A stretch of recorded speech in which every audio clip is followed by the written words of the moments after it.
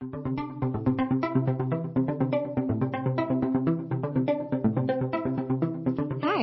welcome to the 12th House, the podcast where we explore the intersection of wellness, well-being, spirituality, and intuitive business, and sort of like look at that overlapping part on the Venn diagram and say, what the fuck is happening there? And what does this all mean? I'm Michelle Pelizon, your host and the head witch in charge here at Holisticism. I'm delighted that you're here with us today. Thanks for listening. And if this is your first time joining us on the 12th house, hi, welcome. So happy to have you. I think you're really going to like today's episode. We have been deep diving on the concept of manifestation over the last few weeks.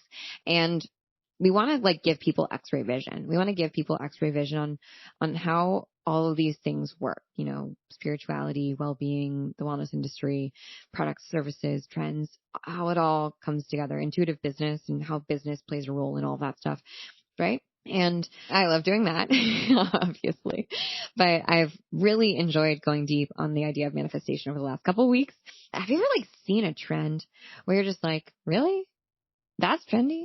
That's what we're wearing now? And everyone's wearing it and everyone seems to love it, or everyone's drinking this drink and they love it and I'm just not into it, and you're like, am I broken or am I taking crazy pills, or is everyone else around me just are they faking it? Are they not really into this, but they're just kind of doing it because it's trendy, and just feeling confused about where you're supposed to sit with this. I don't know about you, but I feel like that almost constantly, and especially around manifestation, I'm not going to lie. And I'm so delighted that so many of you seem to also feel the same way, where you kind of don't understand how people can speak so confidently about manifestation, and you got questions, but you also see part of it and you're like, it's confusing. I'm wrapping my brain around it, but also is it problematic? And I get parts of it, but I don't get other parts of it. And that's why we wanted to do this series, because we have seen and heard from so many of you that there's so much discourse and confusion, and almost you don't even want to touch it. You're afraid to touch all that because what are we going to find? And the cool thing is we've had these amazing guests over the last couple of weeks. Jaleesa Cypress, Milana Snow. Next week we have Shirin Eskandani, who are all experts on manifestation and have and law of attraction, have these really different perspectives than what you typically see on Instagram and TikTok and the sort of goopification of the manifestation world. I'm really excited about today's episode because I think manifestation really plays into what we're talking about today, which is relationships and attachment theory. And before you're like, wait, those are different things, it's not manifestation, it actually is. And today's guest, Taryn Newton-Gill, is an awesome coach and person who helps other women date and fall in love and be in healthy relationships using attachment and also using spiritual ideas as well as sort of pragmatic, practical perspectives. And something that I'm just super personally interested in is the connection between the economy and manifestation and the height of manifestation. So if you remember when manifestation got really popular again, it was in early 2006, 2007, 2008. We had our sort of global recession around 2008. And I think that we are in these moments where there's a lot of uncertainty. There's tons of proof that sociologists discuss this, that we reach out to sort of more spiritual. People start going back to church. We see a rise in witchcraft and pagan searches for paganism on SEO. We look for the spiritual. We look for a higher power. We look for something beyond ourselves because we are looking for control, and we've lost control by ourselves. So we are trying to invoke some greater, higher power beyond us. And if you look at sort of when manifestation was really big earlier, it was about 100 years ago, again, in the 1920s and 30s, when we had a huge wealth disparity in the United States. And then, of course, we went to the Great Depression in the 30s. And we were also coming out of World War I, again, a time of great unrest in the world. It's really interesting to note that and to note other times when we feel that sense of desperation or we feel a lack of control. And I think that often in our relationships and dating, we feel a lack of control, right? Because it's not about just us. It's about another person opting in. And I think the same thing happens often with money and with our businesses, that we are looking to something outside of us to manifest, quote unquote, to just write down a list, to just think positively. If we change our mindset then and write down something every day, then we'll call in what we want. And that I'm not opposed to that being true, but I think that there's also a way for us to take our personal sovereignty back and take our power back. And instead of being disempowered and sort of letting these systems enable our behavior of not going deeper within ourselves and doing sort of the work on ourselves, when we actually use them as a pathway to empower ourselves and to take ownership and responsibility and co-create responsibly with the world around us, with the magic that is in everything, that's way more empowering and more cool. So this episode, we're talking about manifestation. And when people talk about manifesting, oh, I manifested him, I manifested her, or I wrote down my list of my perfect partner, but they're still not coming in, what all this means. And spoiler alert, Taryn talks about a specific attachment style that is like way more likely to be into manifestation. And if you're not working on yourself with this attachment style, you will fall into this sort of desperation category. And often that's where a lot of list making and sort of manifesting comes in, or becomes the sort of primary way to sort of work towards a healthy relationship. And how, manifestation isn't bad and law of attraction work isn't necessarily bad. And we have to be aware of like these other things, that energies that we're pulling into our relationships, into the way that we co-create our lives. And in this episode, we talk about attachment styles, we talk about manifestation and relationships and dating, and how gender roles and a lot of the like sort of dating advice out there is super misogynistic and sexist and backwards.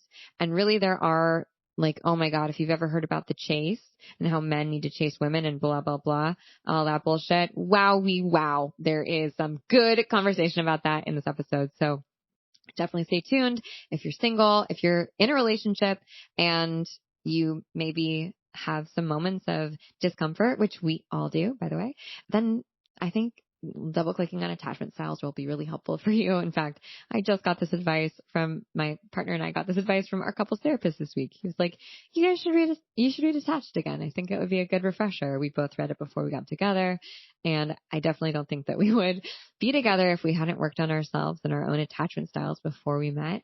I talk about it a little bit in this episode, but as a really sensitive person with some serious emotional relationship trauma, yeah, I felt like a crazy person a lot of the time when I was dating. Either like a crazy person or like 0% interested in the person who was great on paper and delightful and attractive and wonderful to me and kind and interested and available. But I just was like, yeah, no, that's so boring. And I want to go after that person who kind of acts like they hate me. So and that might be interesting and useful for you if you're single or if you're in a relationship. Again, this can really apply to so many people. It can even apply to the sibling or parent-child relationship. So stay tuned. And before we get into this episode, if you love this idea of looking at the wellness and well-being space and products and the industry with X-ray vision, being able to sort of see through it and see what's bubbling underneath the surface, I think you'll love The Cusp. The Cusp is our wellness hype beast community. I love that. Where we talk about what's going on in the wellness space and in the industry. And we look at products, services, and sort of the trends that we're seeing, and we review them. Really, honestly, we are not affiliates. We are not sponsored by anyone. In fact, I've gotten some mean letters from founders who did not like the review that I wrote about their product. What is The Cusp? It's a newsletter that we send out every 2 weeks and a community on Mighty Networks, which is so fun. It's packed full of like incredible people. What do you get when you join The Cusp? A couple of things. First, we deliver a product review every single month. Oh my God, you guys. Last week we reviewed this, basically a skincare dupe brand. Now, when I tell you that the whole line, I swear to God, I think that the founder of this company just like looks at her favorite holy grail products, all the stuff that you'd find on Into the Gloss that's like sort of clean beauty or clean beauty adjacent. And she just pulls that and she makes formulations that are like nearly identical. And then she sells it for like $10. So the 3 products that I'm specifically reviewed last week from this range, which by the way, you can get these products at Whole Foods, you can get them at Sprouts. The 3 products that are like the best dupes in my opinion are the dupe for the Drunk Elephant Proteini moisturizer. It is incredible. It's a $70 moisturizer and it works really well, but the dupe is like $12 and works just as well. Trust me, I've tried. The second dupe is for May Lindstrom's Blue Cocoon, which is this like $180 balm, blue balm. And it's like so nourishing and lovely and like delightful and very bougie, but $180 for, I mean, come on, you guys. So this brand, the mystery brand that you'll find out when you join the cusp, has it for like $10. Oh my God. And that's so good. The comments are going off on this product review. So go join and check it out. And someone told me that they bought all of these products and they saved themselves like $400. So go, if you are a skincare fan and buff, then I think you'll like it. In addition to our product reviews, we do windows of opportunity, which are job listings. We do those every 2 weeks. You get 30 to 40 job listings in the wellness and well-being space. I got a really good piece of advice from a boss many moons ago who told me that I should interview every 6 months. She's like, you're not getting fired, but like you should interview every 6 months because it's just good practice to like see how, I don't know, like how much people want you out there in the job world, and also to give you some leverage if you get an offer for something that's higher. And that was the best piece of advice she could have given me because that was the way that I boosted my salary. Is I wasn't looking to quit my job. I went out on an interview and I got a salary bump. So if you are employed, wonderful. If you are unemployed, also wonderful. The windows of opportunity, our job listings are excellent.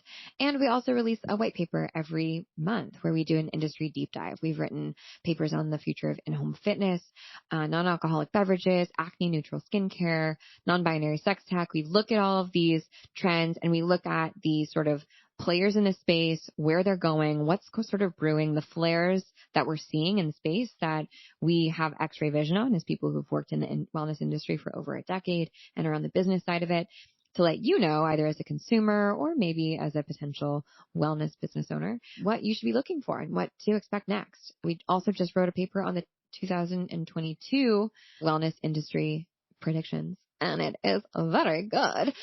And I'd just like to say our very first paper, The Future of In-Home Fitness, written in January, predicted that there would eventually be in the next 6 months to a year, a product released that would blend together the Peloton, the Hydro, the Tonal. It would be a multi-modality sort of at-home tech gym. And today I just got a press release about Grit Epic, which is backed by Tony Robbins and Pitbull. Interesting. But it is an all-in-one gym combining AI, 3D sensor technology, and digital smart weights that's meant to take on competitors like Peloton, Hydro, Tonal, and Climber. It is blending all those modalities together. So just saying, we predicted that many months ago. And if you're part of the cusp, you wouldn't be surprised to see that pop into your newsfeed.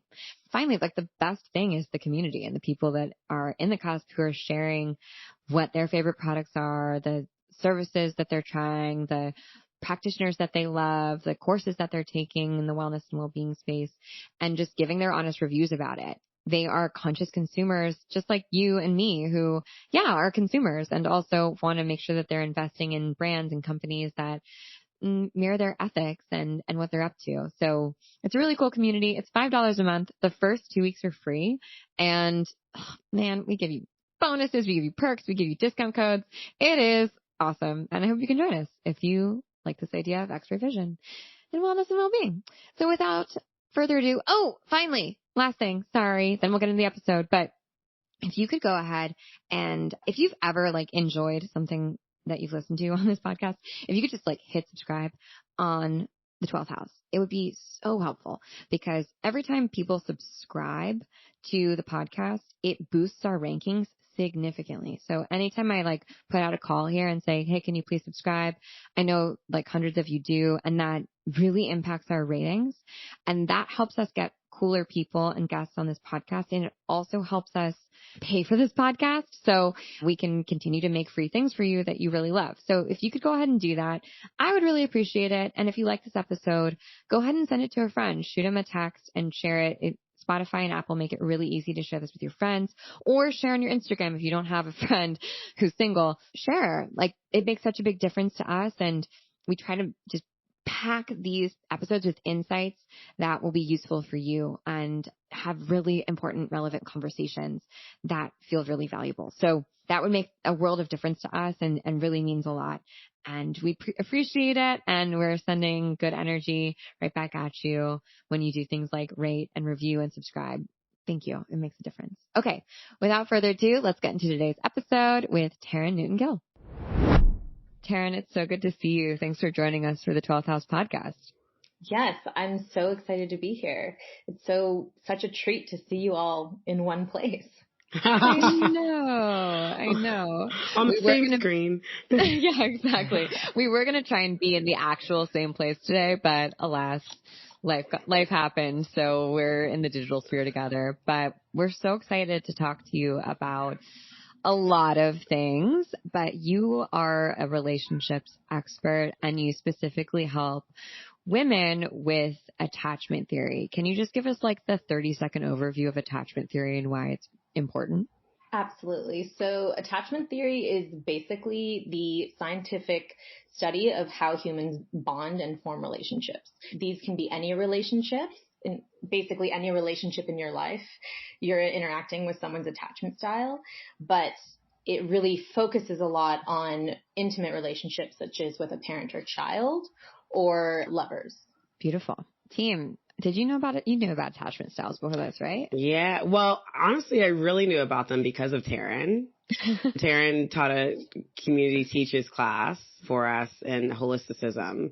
And right before she came in to teach that class, I had just kind of heard whispers of the attachment style theory.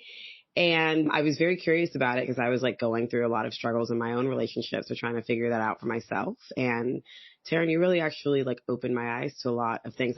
Through that workshop, I definitely started to understand my own attachment style. Mm-hmm. And so, yeah, no, that you've been my guru, my attachment style guru thus far. Well, thank you. I don't know if I've ever been someone's guru before, so I'll take it.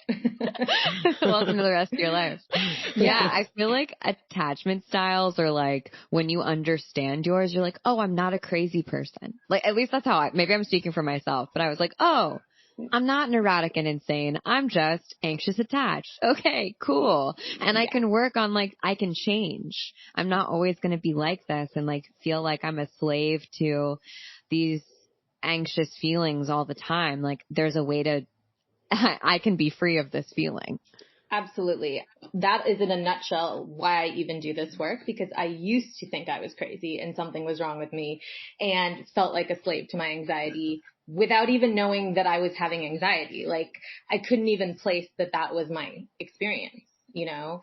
So I'm glad that my workshop spoke to you and helped you understand your attachment style, Janelle, because that's the point. It's like I used to hear whispers too on podcasts. That's where I first heard about it. And they would like drop the phrase attachment style. And I'd be like, what is that now? You know? And then my therapist said it to me when I was in reference to dating, when I was talking about something once. She just said, oh, that's your attachment style. And I was like, wait. This sounds familiar. Like, I don't understand what that is though. Can you explain? And she basically had that book attached on her table and told me to read it. And my mind was completely blown. And that was the biggest feeling I had, was like, freedom, you know, like, wait, like, this isn't me. This isn't because like something's wrong with me inherently at my core and I just don't know how to have an intimate relationship. Like, this is literally, I'm biologically programmed for this at this point, you know, and that to me is such a freeing thought. And so many of our issues in relationships come back down to that core issue of how your attachment style functions. That like once you know it, I like to say it's like putting glasses on, because you suddenly see everything more clearly. Like you were seeing in like blurred vision and didn't realize. And then you put on glasses and everything is crystal clear and you like know who you are and you know who they are in the context of the relationship. You know, and it just changes everything from communication to like how you feel about yourself and them. It's amazing. I'm an advocate. I feel like for those who don't know, I'd love for you to break down what the actual styles are. So there's 3 main ones and I talk about a 4th one. So the main styles that they talk about a lot are secure, anxious, and avoidant. So those are your dominant styles and they make up most of, I honestly should really get the stats for this. I think it's worldwide, they make up like secure is 50%, avoidant is like 25%, and anxious is 20%. 50% of people are secure. What? No, that's not in LA. I don't believe Definitely that. not in LA. I know, that feels insane, right? But the truth is that it's, at least in the dating pool, in terms of like relationships, they pair off more quickly. So when you're dating, majority of what you meet are insecure. So they said this in the book Attached, and it blew my mind. Out. Yeah. Yeah. So basically all the single people are like anxious or avoidant. Yes, by and large, but I know it's kind of depressing when you think of it that way.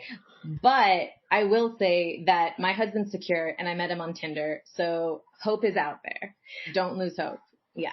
Thank you. I often liken my like kind of analogy for dating is it's like vintage shopping. You have to weed through a lot of people's old shit before you can find the hidden gem. And I actually was put on blast for that on Facebook when I posted it once by someone who was like, don't just call it old shit. Like they were offended by my saying old shit. And I was like, look, I just mean that in terms of the analogy, like we all have shit we've dealt with, you know? So that's not to offend anyone. But I do think there's truth in that like you have to know what to look for and pay attention and appreciate the hidden gems when you find them. But it does take like scrolling. Yeah. And the thing that I love about attachment theory is that it's mutable. So you can change. You can start off as anxious attached and then work on yourself and how you perceive partnership and become securely attached. Or you can do that work with your partner, knowing that maybe one of you is avoidant, one of you is anxious, and you can both come together to be in a more interdependent relationship as opposed to codependent or completely independent, which I think a lot of us who maybe are anxious attached or started off as anxious attached try to be, which is like, I don't want to be melded onto this person too much. So I'm actually going to run in the opposite direction and pretend I'm totally independent. But that prevents us from having those deep relationships that we crave, like what we really say that we want. Absolutely. Absolutely. Yeah. I think that that's actually the key for me for healthy relationships is that interdependence and having a safe space where you can come together and say, okay, let's talk about this, whether it's your attachment styles or whatever else you want to bring up. You know, I was working with someone recently who really wanted to talk to her husband and didn't know how to bring things up. And and there was an issue between them. And I was like, this issue is not actually the issue. The issue is that you're afraid to bring things up. That part. Oh, I think that is the biggest like sign for me, at least, in like an unhealthy or unstable relationship is when it's like, okay, I don't even know how to communicate. I'm afraid of your reaction, or I'm afraid of like how this communication is going to go down. It's like, well, if you can't start there, that's foundational. It feels like, you know? Absolutely. But also, I don't know because I feel like that happens in a space where you have to have some sort of sense of like personal security, right? There has to be some element of like a secure, maybe not attachment, but like a secure feeling in order to be able to open the space and hold space for those communications. Yes, exactly. I'm so glad you said that because like in terms of, you know, a lot of people come to me because they want to manifest a relationship, you know, and I know you guys have been talking about manifestation a lot and I've been loving that because I've always really struggled with, do I want to use this word? Do I not? I actually have it on my website right now and was struggling because I know it resonates with people, but I'm spiritually inclined, but I'm also very practical. And that's why my practice leans towards behavioral science with elements of spirituality.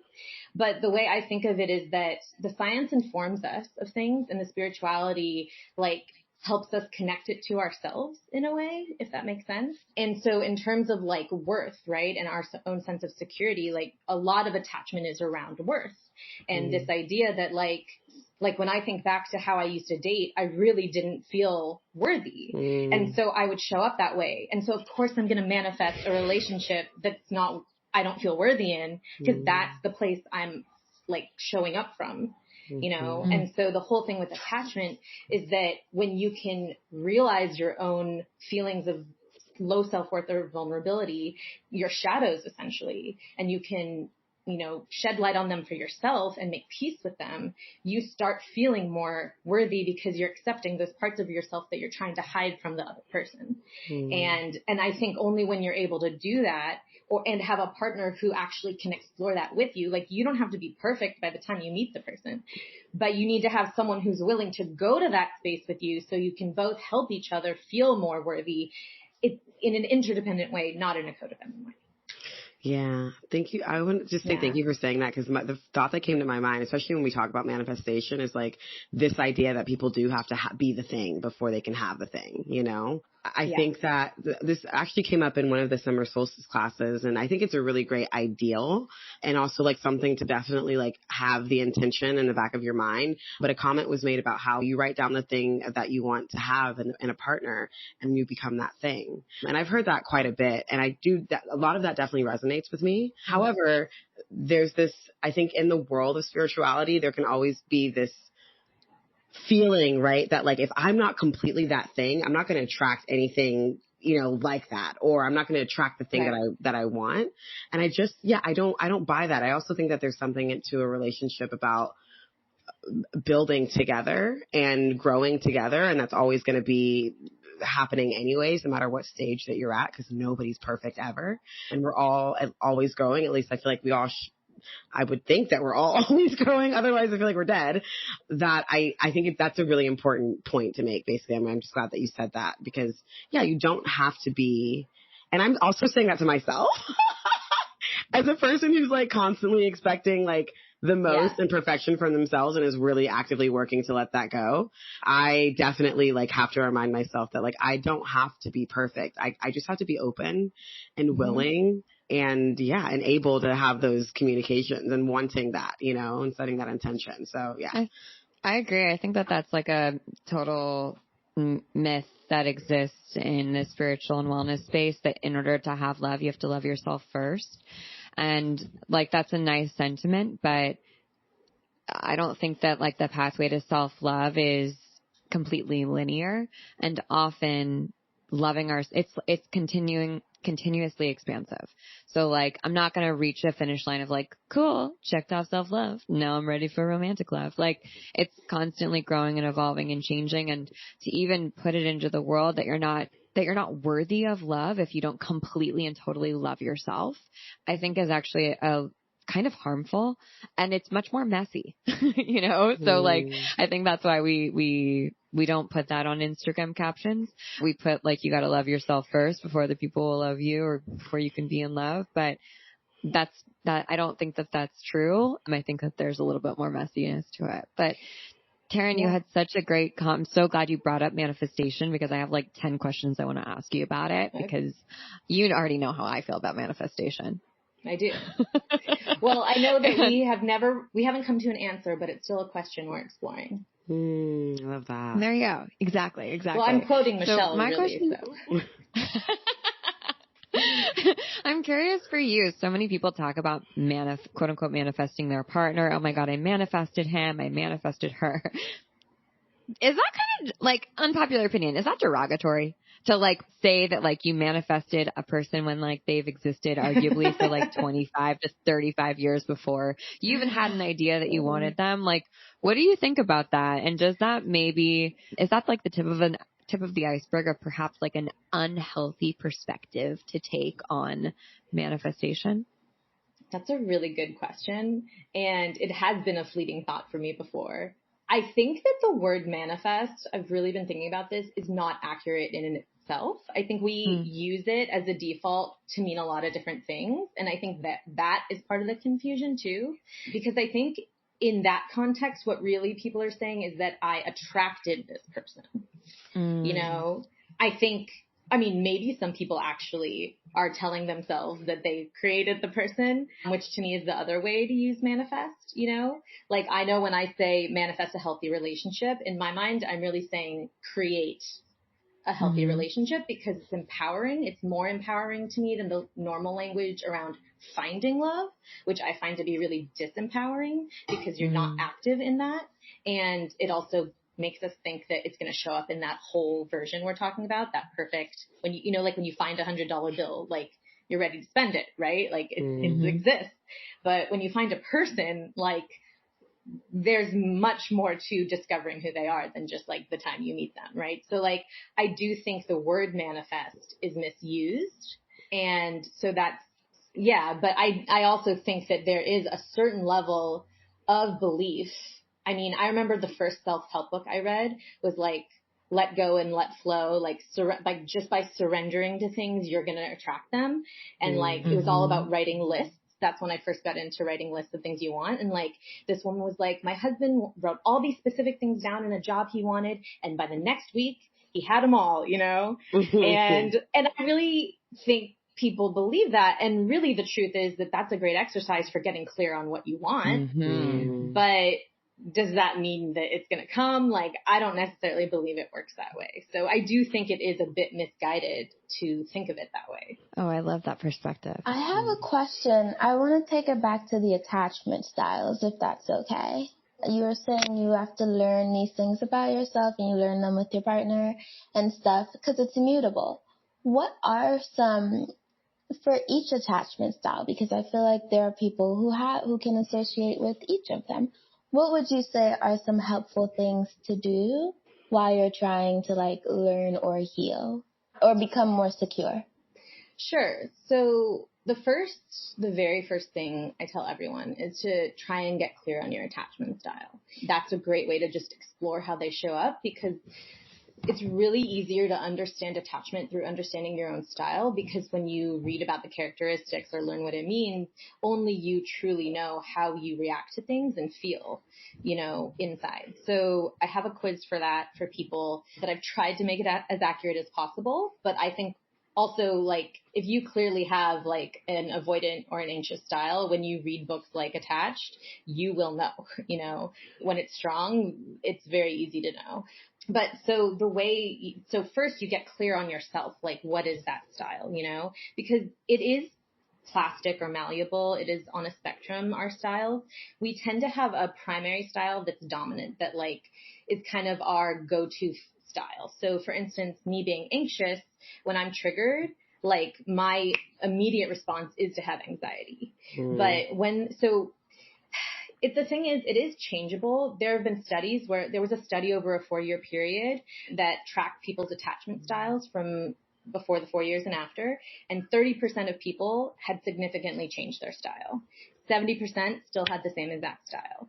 So they are changeable, but it's really like, it really takes something really significant to fully change your style, you know, but where it is more malleable is within the context of certain relationships. So for instance, I'm still dominantly anxious, and that does show up in my relationship with my husband, but because he's very secure and we have a lot of trust there, while I might get anxious, I'm more quick to go to my secure tools because I trust him and I know what they are and I can use them, if that makes sense, you know, or because he's secure, he's quick to reassure me when I'm feeling anxious.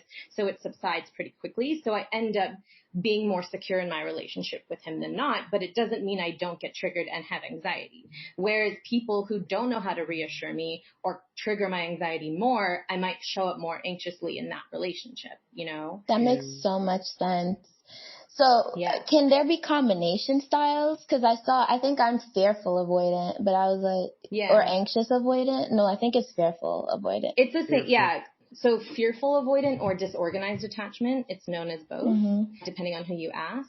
And that's the one that's about 5% of the population. So a lot of anxious types think they're fearful avoidant because they have some avoidant tendencies. But someone who's truly fearful avoidant, meaning that they're a combination of both anxious and avoidant, they basically long for closeness and have a certain warmth that anxious people have. Like they're aware of other people's needs in a way that truly avoidant people aren't as much. But their coping mechanism is the same as avoidant, in that when they are feeling vulnerable, their instinct is to go inside themselves and withdraw, versus when anxious people are triggered, they actually want to attach more. So that's the true mark of a fearful avoidant, is when you start feeling like you really need your space from someone in a way that anxious people don't. They get avoidant sometimes with people, but that might be a relationship where the person's anxious, so it's bringing out a more avoidant side of them. I hope that's not confusing because it gets a little weedy, but like anxious people do something called protest behavior. Protest behavior is basically when like someone has triggered you. Like, let's say this used to happen to me all the time, and this is a common one in the dating world, when someone doesn't respond to you, who you're dating or you're talking to, and you do one of two things. You either say, well, they haven't responded, I'm going to wait until, they respond. I'm not going to follow up. I'm not going to do anything because they're not responding to me. Or once they respond 3 hours later, what I used to do is I would wait another 3 hours to respond because I was like, I would wait 4 hours. I'd be like, oh, you're going to make me, okay, fine. Yeah, I'll one up you. Exactly. Let me show you how breezy I am. I'm chill. I'm cool. Exactly. We'll do that. And that's where people who are anxious think they're avoidant sometimes, because that's an avoidance that looks like avoidance, but you're doing it out of being angry at them. You're not doing it because you truly need space. So that when, so I tell people that because fearful avoidance are less common. And so I try to let people know that, like, if you're assessing yourself, really ask yourself, like, do I truly need my space sometimes? Yeah, I really think I'm in the 5%. I'm a 5%er.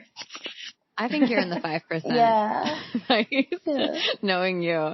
And Janelle, your face is, I'm dying so right anxious. now. I'm such an anxious attachment style. It's not even funny. It's insane. Like, I'm classic. So yeah, I just recognize it all. Yeah, me too. Wow. Same. And I'm like, as we're talking about this, it's taking me back to singledom and like how much conflicting information there is out there, right? There are people that are like, oh, no, you have to play hard to get. You have to play the typical gender role. And if someone is, if you're dating a man, then you have to let them chase you. And if you're going to play the gender role of being the woman, then you have to be chased and you can't put yourself out there and blah, blah, blah. And like, wow. That's so fucked. Also, like, so confusing. And by the way, you can't chase the person, but you have to write a list down of everything that you want them to be. So you have to know exactly what you want. But then when you find them, you can't be too desperate. You have to pretend like you're cool and breezy, and you have to let them find you. I'm having anxiety just listening. I know. It's real. It's so like confusing and just it's so conflicting, and it's so much energy to like try and do all of that. And I wonder, Taryn, because you're such an expert in this, because you've seen so many people, is there a connection between an attachment style and sort of like a philosophy around calling in the one or manifestation? Like, do you notice that more avoidant people maybe don't believe in manifesting their partner, and more anxious people are like, and crossing their fingers and like praying and like doing, like literally doing anything to like call in their person, like because they just want to be attached? Like, what do you see? Yes, absolutely. I think that's true. And for a very simple reason, which is that avoidant people usually consciously tell themselves one of two things. Either that they'd rather be by themselves because like life's easier. Whatever reason they give themselves, it usually shows up in relationships like, I need to focus on myself right now. I need to focus on my career. I think I'm just not made for relationships. I'm better to just like be my, have a life of independence. They really highly value their independence. So they might do that, or they tell themselves that they really focus on their ideal person. And that person is usually an ex that they're focusing on, or someone they have yet to meet.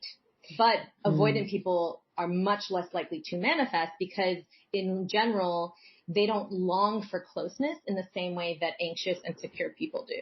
Now, it's human to want to be attached. So actually they do want to be close more than they maybe acknowledge, but consciously speaking, they're not the ones who are like, I need a relationship right now in the way that an anxious person is. And even secure people might want to manifest and do that, but I do agree that they might not be doing it with the same, I want to say veracity, not sure if that's exactly the right word, but like vigilance and, definitely I think those are anxious. Vigor. Yeah, the vigor, yeah. For sure. And it makes sense because anxious people not only have the goal of being attached like the way a secure person has a similar goal or longing, but they are preoccupied. That's the thing with being anxious. Yes. You're preoccupied with the relationship, so you think about it a lot. So it would make sense that you're sitting and making lists and everything. But going back to kind of what we were talking about, or what you were saying, Michelle, actually, in terms of the chase, and I started my own podcast where Plug it. What's the podcast? It's called Truer Love Stories. And I basically coach people anonymously on air because I want them to feel safe to say whatever they want to say around some issue. And of course, attachment generally makes an appearance every episode, but it's not limited to attachment. But this last episode was really a big one for me because it's what I used to go through so much, was breaking the unavailable people pattern. So people who feel like they're often attracting unavailable people, you know, of course, a secure person might go out with an unavailable person here and there, or, you know, an avoidant person. But by and large, fearful avoidant people and anxious people attract avoidant people who are typically the emotionally unavailable types. And the person on my podcast, the guest, kept talking about, well, I just think I'm too available for them. You know, I think I didn't make them want me enough. I didn't give them enough of the chase. And that is what I was a slave to back in the day mentally when I was dating, was like, I couldn't even like text without having a panic attack about like, am I giving in too soon? Am I you know, like questioning. Oh my God, such a power dynamic. Yeah, it really is. I mean, it sets you up to feel just like insane, and like you are giving them your power because you're waiting on them. You're having them dictate how you feel and what you do and how you show up, you know. What I told her was, you know, sometimes it is good to leave space if you're anxious, but that's not because of the chase. It's because what calms anxious people is reassurance. And when you give them the time to come to you, it confirms to your like core wound in there that they want you. And sometimes you need that. But other times when you really will have that desire to reach out and you're like questioning it, that means that you need to say something to them to get a response. And if they are secure, they will be willing to respond to you and give you the reassurance, you know? So like forget the game and the chase. Like that's the problem, is all these like really often misogynistic and like gender rules are really guiding people's beliefs. And it actually has very little to do with that at the end of the day, you know? Just going deeper, because it keeps us from community. If we're able to be vulnerable with each other as lovers, you know, we are able to be more vulnerable as people with friends or whatever. And if we are being more individual, we're feeding like a system that furthers like oppression and the individual and not allowing us to connect. So it's intertwined in all of it, even in attachment styles. It's true. It's It true. really is. I actually posted about that since it was just Independence Day. And I have a thing around being an independent woman because, and I feel like maybe we said this a little earlier, you did, Michelle, but about this idea of like, you know, being an independent woman is seen as this really positive thing. It's what we aspire to be as a modern woman. And that used to keep me from intimacy a lot of the time because it's how I would justify not dating people, you know, like I don't need to, you know, and it would justify why I would just like have sex even if I didn't feel connected, because I was like, I'm an independent woman, I can do what I want, you know. But the truth is, like, we all actually like are biologically programmed to connect, and I think independence is such a like capitalistic, individualistic paradigm we have that it really isolates us from people. And then I think we have less experience being vulnerable and being in community, like you're saying, and really being understanding and appreciating interdependence, you know, like because we associate needing someone or needing something from someone as weakness. And it's like, yeah, we want to be self-sufficient and we want to be free and make our own decisions, but we don't want to be disconnected either. And we're never truly self-sufficient unless we're like living on a farm by ourselves, not working with anyone, like completely isolated. Like if you buy food at the grocery store or the farmer's market, you're dependent on someone else to like get your food, you know? Like this is so real. I don't remember the woman's name and I wish I had looked it up before this podcast, but the woman who actually coined the term codependence made a statement saying that she regrets actually coining that term, at least in the way that people have and like digested it, because it carries such a negative connotation, right? Like if you're codependent, there's something unhealthy about your relationship dynamic. But at the end of the day, in a relationship, you are going to be dependent on one another for one reason or another, in one aspect, in some way. And so it's not an unhealthy thing to be dependent. It's actually very normal, and it's human. It's like, again, how we are in community with each other, even outside of relationships. But it's when I feel like and this part I'm now coming up with, because that's the end of her statement, but it's when you lose sight, I feel like, of your own sense of, like you were saying, Taryn, of like making your own choices and your own decisions. And that's the same thing. But being your own person, and you lose sight of the fact that at the end of the day, you are still an individual, and start to rely on that other person for your basic human needs and feelings and how you show up in the world. I think that's when it sort of starts to teeter. But the fact that you're dependent on somebody is very normal and like real. I just want to put that out there for all the people who are like stuck on the word of codependency and are like, I don't want to be codependent, because that was recently very much me. And I'm like, well, wait a minute though. You should be able to depend on your partner. You should be able to depend on, you grow up literally depending on people. You have to depend on your parents to be fed and housed and clothed. And, so yeah, I think that that's something that's a real important thing to put out there. I also have a really random question. Since we brought up sex for a second, I just want to ask, do you think it's ever possible, Taryn, for an anxious attachment style to be able to have casual sex with people? Oh, that is such a good question. Question for the ages. So I just want to give my disclaimer that I am totally pro anyone having consensual sex anytime they want. Absolutely. But I do think it is a bigger struggle for anxiously attached people because of the way we attach. Because really what it comes down to is safety, right?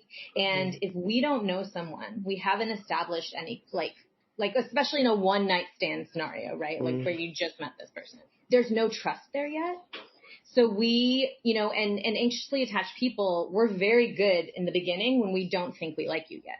Like the first few dates, I was always like a boss, like top of my game, whatever. I don't know you. I don't know if I like you, whatever. The minute that I would realize, and I know this happens to my clients, that I like the person is when all the anxiety floods in. And because of the nature of sex that makes you feel more bonded to someone, if we have sex with someone, even if it's just casual, like we have to be very aware of ourselves and our attachment, I think, to not walk away from that and then suddenly feel like, okay, now that's when the anxiety comes on, because now you feel close. The chances of you feeling like you're into someone are higher. And if you haven't built that foundation of trust yet, then that's when I think the anxiety becomes much stronger. Now, I have a client who I've been working with now for almost a year who I think can do it, but she still gets attached, but she's so aware of her attachment that if it happens, she knows exactly what she's going through, and she's able to like self-soothe and talk herself out of it quicker than someone who maybe goes into this without awareness, But it's a tricky space to be in, I'll say. Yeah. That was a good question, Janelle. I was thinking about that, about how much stupid advice, misogynistic advice there is out there around like not sleeping with someone on the first date. If you do, then you've like doomed your relationship. I'm living proof that that's not true. Yes, let us know. Let us know. This is getting married, okay? But I don't know. I just think that that's so limiting. Again, it's like these weird rules, right? That sort of are, which I think, to bring it back to manifestation, is sometimes the problem with manifestation, right? That it's really black or white. There are these rules you have to follow. You have to do it this perfect way, or else you're going to not get what you want. You're going to get punished by the universe or whatever. You're going to get your heart obliterated by this person because you didn't follow the rules, and that's why they don't love you. And there aren't really rules. It's just your internal compass and knowing yourself and being self-aware. And that's, again, so much harder than just following a set of rules that apply to everyone, which is, I think, like the nuance here with dating and love, and also with what we're talking about. I love how you called it creating a relationship instead of manifesting a relationship. It's like infinite possibility. There's not really one right way to do it. There's the right way for you right now, and that might change. That part. Totally. Yeah. I think that's a really empowering idea. Kind of like the way stereotypes function. Like, I do think the rules came from somewhere, right? Where like a lot of people were like, hey, it's better not to sleep with someone on the first date, right? Mm-hmm. But that to me, like, it was really hard for me to follow the rules because I didn't understand where they were coming from, you know? And like, and because I do think that they were just kind of like this, like, generally this works better. So, you know, it's better to do it this way, you know? And I think that when I can understand, like, okay, I shouldn't not sleep with someone because that makes me a slut in this misogynistic, like, weird rule book that is not written down anywhere, but everyone knows, you know, or because they will not want me as much, because that's not actually the reason, right? Mm-hmm. The reason is because it'll give me anxiety. Mm-hmm. And when I can understand that, then I can make the choice based on, like you said, Michelle, like my internal compass, you know, but we're taught to look, because there's this like really bad, I think, like messaging in the dating world of like, if you're not getting it, like, yeah, you're doing something wrong. And it's like we're just like following rules that don't make sense instead of really paying attention to how we feel, you know? Yeah. I read the book, The Rules, in college. My college roommate and I read it because one of our friends was like a master expert dater. She wasn't really. She was just like really pretty and skinny. And she was like, you have to read this book. My mom gave it to me. It's called The Rules. Oh, so my college roommate and I read it. And it's so like 1980s misogynist, anti-feminist. Oh, no. Like, it's kind of like, Is it like actually insane. Steve Harvey's Think Like a Man? I imagine probably similar to that. There was one rule that's like, if he calls you, you should never spend more than 10 minutes on the phone. Ever. Like you're never allowed to spend more than 10 minutes until you're married. Until you're married. And then I remember looking up the authors and they were both divorced. They'd both the big thing about the book is that they'd nailed their husbands. They'd gotten their husbands through these rules. And then, 20 years later they were divorced. No big deal if you get divorced. Just like, all right. But that pulled me so much away from like my personal understanding of who I was and my connection to my feelings because I was trying to follow these rules and I was pushing down how I felt, right? Like what was coming up for me and like distancing myself from and making myself wrong for feeling the ways that I felt and sort of gaslighting myself into acting a different way. And I think that really messed with a lot of my relationships in my early 20s. I allowed things that I would never allow now, knowing myself and feeling like empowered to feel my feelings, even when they're like not so cute and just actually like understanding what I need and what I want. And that's why I love attachment theory because I feel like it brings us back to understanding ourselves and what's coming up for us and where that is coming from without unnecessary judgment that like our reaction is bad or good. It's just, this is my reaction. Here's why I have this reaction and I can choose to either like continue or maybe change direction. Yeah. And that's exactly what I used to go through too in the same way. And that's such a good way to think about it, that the rules force us to push down how we feel. And actually healthy relationships and attachment theory ask us to say how we feel. And I think that a lot of the anxiety comes from the disconnect of that intersection of like our mind thinking we're not supposed to say this, but our body feeling like I need to say this so badly, which is why anxious attachments over explain themselves and end up sending texts that say like everything they ever thought. Don't read me. Don't read me. Stop it. Stop it. Nobody asked you to do that. Thank you.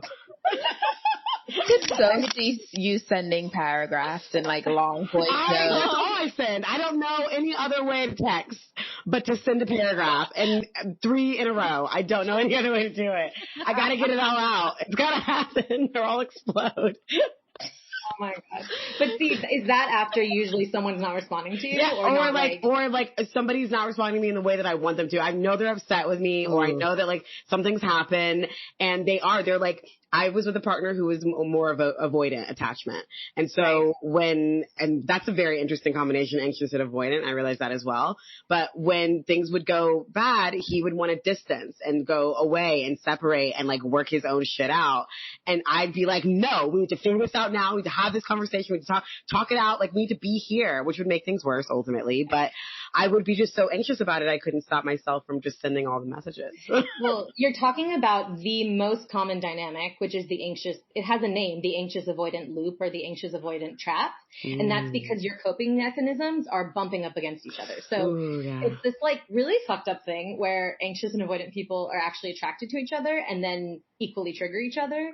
So that like love-hate dynamic a lot of the time comes from like you have this like intense chemistry, but then at the same time, the way you deal with things is opposite. And so you can't give each other what you need in that moment. And so like that's when you send those kind of paragraphs, that's like you're like in triggered mode and just like need a reassurance. And he is needing space, so he can't give you the reassurance you need. I literally used to date someone who, only looking back to, I realized was avoidant, who was 12 years older than me at the time, and would tell me like, I can't give you the reassurance you need. And at the time I was like, what the fuck does that mean? Like, I don't, what are you talking about? Up, like, old man. and mind you, this man had 2 teenage daughters, and one of them had a daughter while we were dating. But he was like, wow, you wouldn't know he was only 40 something at the time, but like, so he really was an old man. And I was like, I didn't even know what that meant, like reassurance. Like, I'm not looking for reassurance, you know? But like, I think he had maybe studied a little about attachment theory and wouldn't have minded a heads up that he was avoidant, but it's fine. But right, like you can let me know that. like, hey, I'm avoidant. You seem anxious. I don't think we should do this. Not that I would have listened at that time. But yeah, so that's a very real thing. And that's because you are needing that reassurance. But I advise people just in general, which this is hard with avoidant people who don't answer their phones, but like to just like not have important conversations over text. Like that is when a phone call is needed. But you know, I know that's harder with avoidant people who might not want to or answer, you know, but in that instance, it's good to like go just journal, you know, but that's not our like we don't think to, we feel like we need this response from them, but it's really, you need to get clear on like in that moment saying like, what do I need right now? Like, you know, and journaling about that, distract yourself. I think that this is when human design is helpful because your authority can be helpful. So I'm avoidant, or no, I'm anxious, but I'm an emotional authority, which means that if what I feel in the moment is not real, it is not real. So if I'm like really triggered by something, I need to like sleep on it and take a beat and just like let my emotional wave ride until I can like be ready to have that conversation, or else I will like destroy the relationship because I've been there before. And like, that is so helpful for me to remember of like, this isn't real. And if I still have these feelings tomorrow, then I can act on them. But right now, let's just have a cup of tea and like, we can always come back to this later. That takes skill though, Michelle, to even build up to the place where you can take a step back in that, especially in that emotional trigger, you know? Yeah. But yes, I'm not good at it.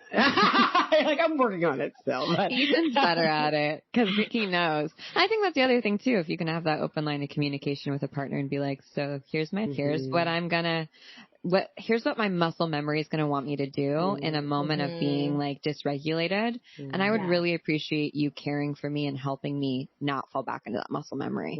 If you can, not your responsibility, but if you see it, like help me. I would appreciate you helping me, and I'd like to help you and just point it out to you when you're doing the same thing. Love that. Yeah. I love that. And that goes back to what we were saying before, is that like, I really think that's truly the mark of a healthy relationship, is if a partner can show up for you when you're feeling dysregulated.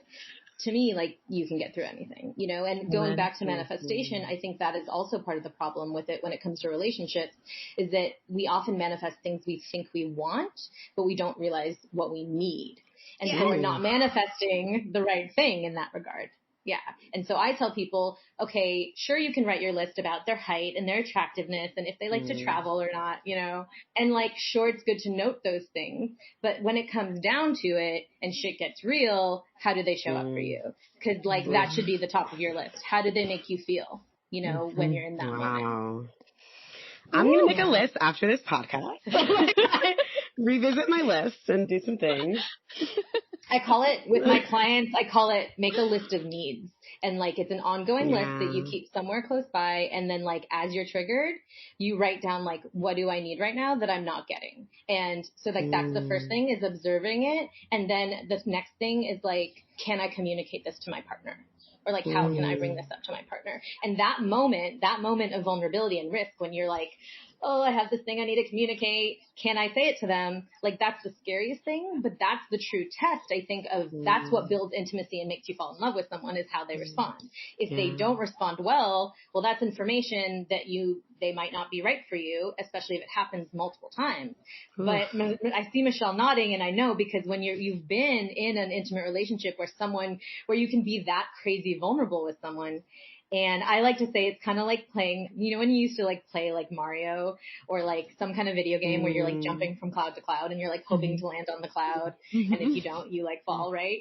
Like, and you die. Yeah. And you die. Yeah. I mean, it's not as extreme in real life, like luckily, but like that feeling, that jumping, you're taking that leap.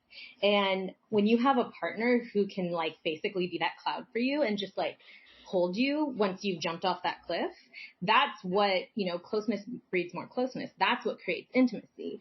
But so many people are afraid to go to that space because of all these rules and how they think it's supposed to be. And I'm not supposed to bring this up. And, and then that's when things don't work out.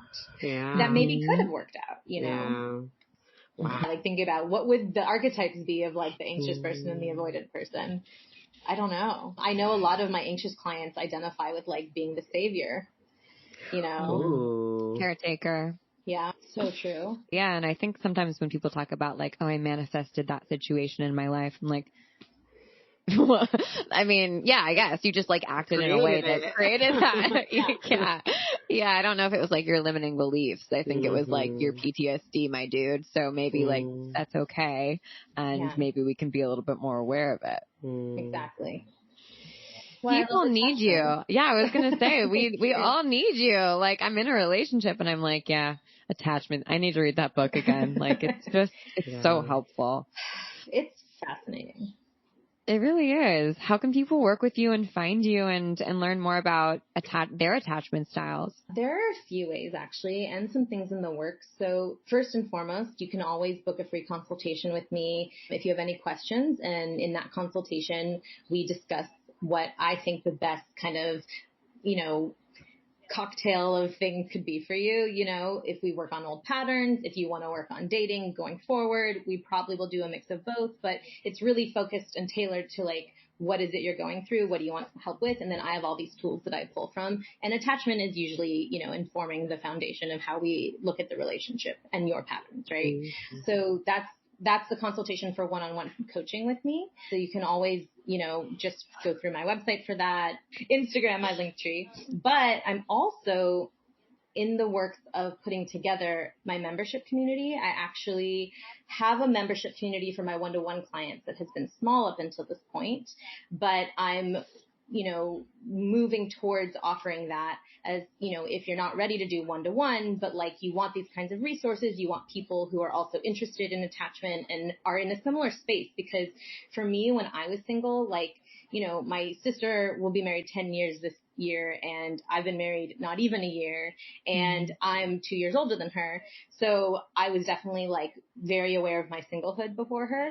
And then all my best friends have been with their partners for about 10 years. So it was very alienating, as you're dealing with this, and like extra adds to the layers of feeling like something's wrong with you when you can't relate to the people who you go to about stuff, and they're not understanding what you're going through. So this group is really really amazing people who are open and honest and like vulnerable and put it out there. And like, we have such good conversation on the daily about different, like all these aspects. Basically, we have specialty workshops each month. I do have a good North Node like paradigm in my head. It's like, oh, this is how community works. So like, that was like my initial starting point, and now I'm like pulling from other things. Awesome. Yeah. So they can find me at my website, truerlove.com, or on Instagram, which is _truerlove_.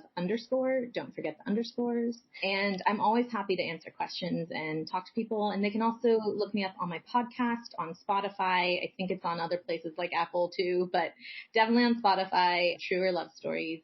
You just kind of want to get a feel for how I coach. Awesome. Thank you so much, Taryn. Awesome. This was so fun. I feel like we could have talked for like 2 more hours. Me too. Thank you for having me.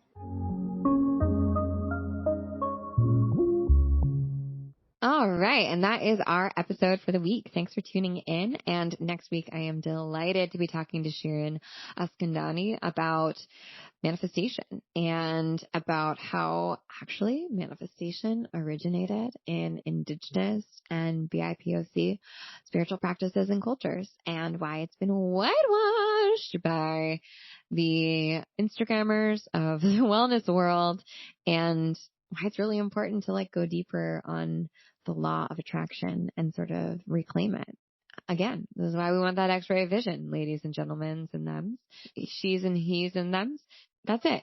I hope you enjoy this episode. I hope you go back and listen to our other manifestation episodes. I hope that you tune in for next week's episode and that you enjoyed this. I'm sending you the biggest hug from here, and I will see you on the internet. Okay, bye.